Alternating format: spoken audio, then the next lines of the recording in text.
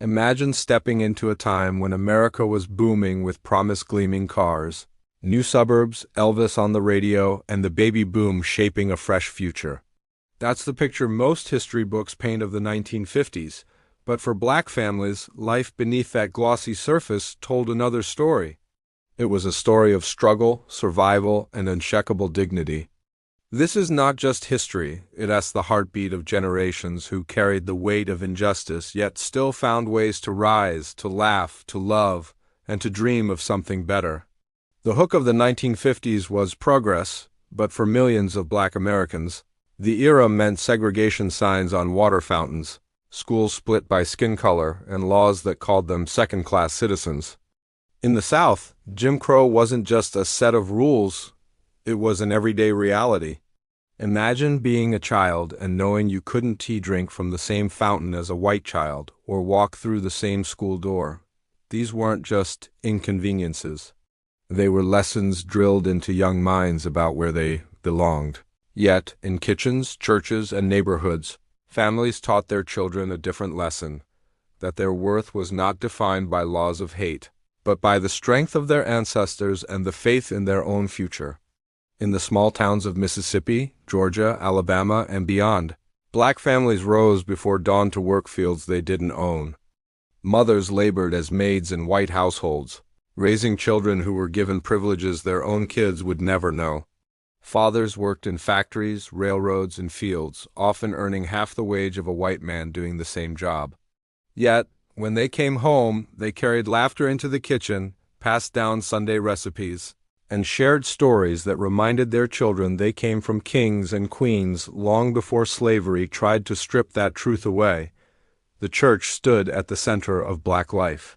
On Sundays, choirs lifted their voices in gospel songs that shook the very walls, reminding everyone that hope was stronger than hate. Sermons weren't just about heaven, they were blueprints for survival on earth. Pastors spoke of Moses and the Promised Land, drawing a parallel to their own journey for justice.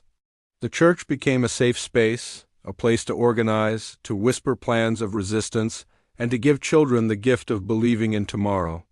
But outside those walls, danger lurked. It was the decade of Emmett Till, a 14-year-old boy whose life was stolen in Mississippi in 1955 for supposedly whistling at a white woman. His open-casket funeral, chosen by his mother, Mamie Till, shook the conscience of the nation. It told America what it wanted to ignore, that beneath the smiles of the postwar years, racial violence still beat mercilessly in the dark. The image of Emmett's broken face became a rallying cry, a symbol that silence was no longer an option. And yet, even in the face of terror, there was resistance. Young men and women, too tired of injustice to wait any longer, began to organize. Rosa Parks refused to give up her seat on a Montgomery bus in 1955, sparking a boycott that lasted over a year. Imagine the courage it took, walking miles to work, knowing you might be harassed or fired, but doing it anyway because freedom demanded sacrifice. Dr. Martin Luther King Jr., then a young preacher, stepped forward to lead, and his words turned pain into power. He spoke of love, but also of justice, planting seeds that would blossom in the 1960s. Life in the 1950s for black Americans wasn't only about survival, it was also about creating culture, joy and beauty in spite of barriers. Jazz and blues poured from clubs in Harlem and Chicago. Black-owned newspapers told the stories mainstream media ignored. Families gathered around radios to hear not just the hits of the day, but the voices of leaders daring to speak truth. In kitchens, recipes passed down from slavery days became feasts that held families together. Children played in dirt roads and city alleys, dreaming big even when the world told them to dream small. Then came the 1960s, a decade that set fire to everything simmering beneath the surface. This was the time of marches, sit-ins, and speeches that changed history. But before the glamour of televised rallies and the headlines of progress, there were ordinary people taking extraordinary risks. College students in Greensboro, North Carolina, sat down at a whites-only lunch counter in 1960 and refused to leave until they were served. They weren't armed with weapons, only with faith in their right to be treated as equals. Their courage sparked a movement that spread like wildfire. In Birmingham, Alabama, children filled the streets, singing freedom songs even as police turned fire hoses and dogs on them. They were beaten, jailed, humiliated, but their spirit could not be broken.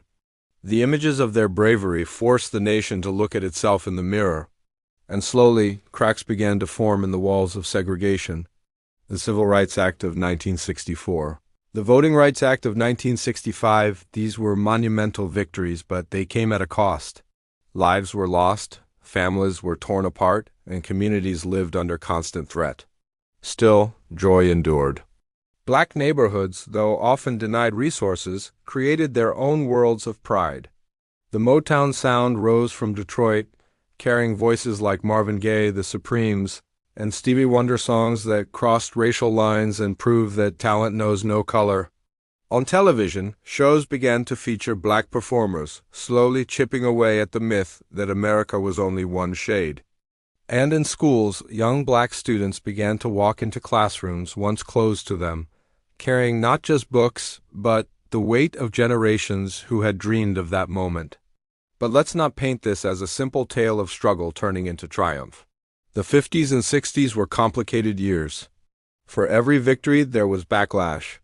For every law passed, there were doors slammed shut. Families lived with constant fear.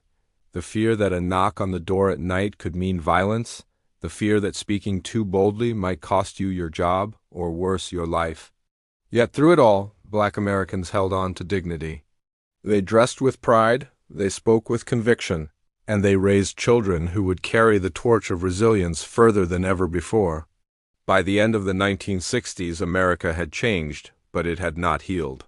Martin Luther King Jr. was assassinated in 1968, his dream unfinished. Cities erupted in grief and anger, demanding that his death not be in vain. The hope of the civil rights movement was met with the harsh reality that racism was not just a Southern issue, it was woven into the fabric of the entire nation. But the foundation had been laid. A generation had proven that change was possible, that silence could be broken, and that even the most entrenched systems could be challenged. The story of Black life in the 1950s and 60s is not just about oppression, it is about endurance. It's about the power to build joy out of sorrow, to sing when the world tries to silence you, and to love in a country that often refused to love back. It is a story of people who refused to be defined by chains, who turned kitchens, churches, and street corners into classrooms of courage. And it is a story that continues to echo today, reminding us that freedom is never simply given, it is fought for, lived for, and too often died for. The 1950s and 60s weren't just a chapter of oppression, they were also a classroom of resilience, a proving ground where Black America learned to push the weight of a nation and still keep its heart beating. These were decades when everyday acts going to school, sitting on a bus, registering to vote became acts of rebellion. For Black families, life itself was resistance. Take the story of the Little Rock Nine in 1957. 9 brave Black teenagers walked into Central High School in Arkansas after the Supreme Court had ruled segregation in schools unconstitutional. They were just kids, carrying notebooks, but what they faced was hatred wrapped in the fury of mobs. Spit, slurs, threats of violence. Soldiers had to escort them just so they could sit in classrooms. Imagine the courage it took not to run. Imagine the strength their parents needed, knowing their children would be targets every single day. But those students held on, showing the world that change could begin with children willing to endure storms for a future they might never fully enjoy themselves. The same spirit spread across lunch counters, bus terminals, and voter registration offices. In the South, attempting to register to vote could cost you your livelihood, your home, even your life. Yet people lined up anyway, sometimes reciting the Constitution from memory just to pass unfair literacy tests. Elders who had lived through slavery's shadow walked into courthouses with trembling hands but unbreakable wills. They knew they might not live to see the benefits, but they planted seeds for generations to come. In the North, life looked different but was far from equal. Black families moved into cities like Chicago, Detroit, and New York seeking better opportunities.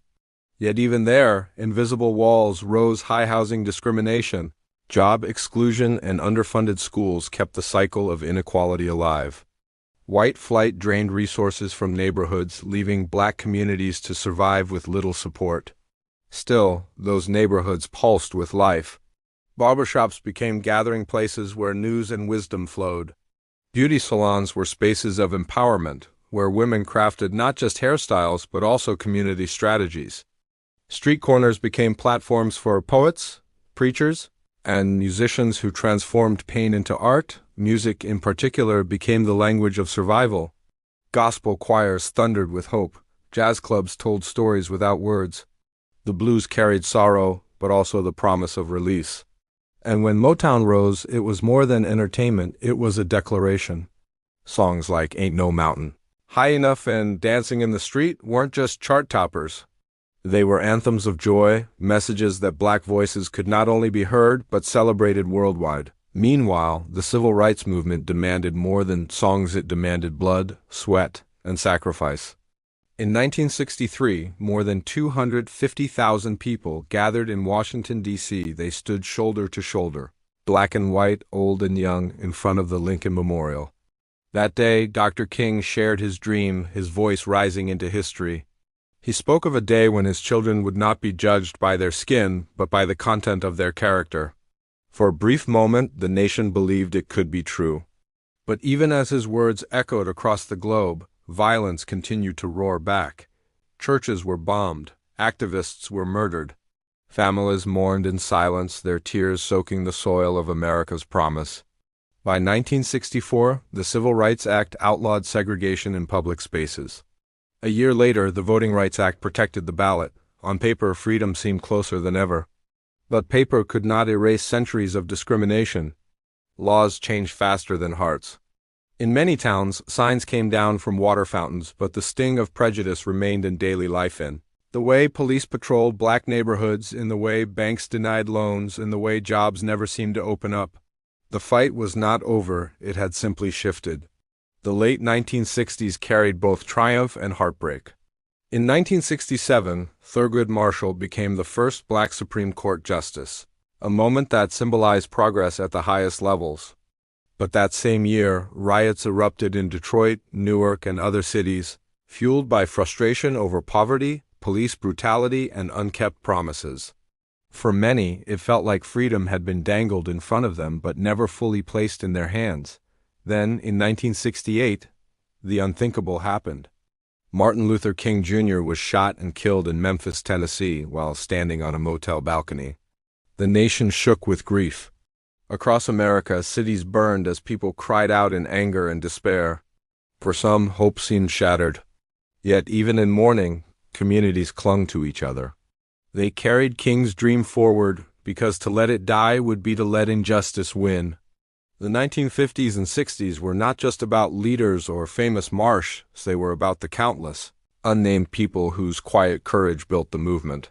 The grandmother who cooked meals for protesters after long marches. The father who worked 2 jobs so his daughter could buy school books. The young woman who opened her home for meetings when hotels refused. History remembers the speeches, but the backbone of the struggle was ordinary people choosing to resist in everyday ways. And perhaps the most extraordinary truth is this: even in the darkest moments, black Americans created beauty. They told jokes that made hardship bearable. They stitched quilts that carried family history. They wrote poems that declared, "We are still here." They passed down recipes, dances, and songs that turned pain into legacy. To live fully in a world that tried to deny your humanity, that was resistance in its purest form. As the 1960s closed, America was a country transformed but still divided. Schools began to integrate, voting booths opened wider, and opportunities expanded, but the roots of inequality remained deep. For black Americans, the journey toward justice had taken monumental leaps, but the road stretched far ahead. What remained was a lesson for all: progress is fragile, and freedom must be defended in every generation. Looking back now, we see those decades not only as history, but as inheritance. They remind us that change begins when people refuse to accept silence. That dignity is not given, it is claimed. That joy, even in the face of suffering, is a weapon as powerful as any protest sign. The life of black Americans in the 1950s and 60s was not just a struggle against oppression. It was a testament to the human spirit's refusal to be broken. So when we remember those years, we remember more than marches and speeches. We remember children walking bravely into hostile classrooms. We remember mothers holding their sons a little tighter after hearing Emmett Till's name. We remember fathers teaching their children to stand tall, even when the world told them to bow. We remember churches filled with song, barbershops filled with laughter, and streets filled with footsteps toward freedom. This story is not just about the past, it is about us. Because the echoes of the 1950s and 60s still live today in the fight for equality, in the demand for justice, and in the pursuit of dignity. The voices of that generation call to us still, reminding us that we are their legacy, and that the dream they carried must be carried further still. The life of black people in mid-20th century America was defined not by chains or by laws, but by resilience. They took the pain of oppression and transformed it into movements, into music, into memory. And they handed down to us not only the scars of struggle, but the fire of hope.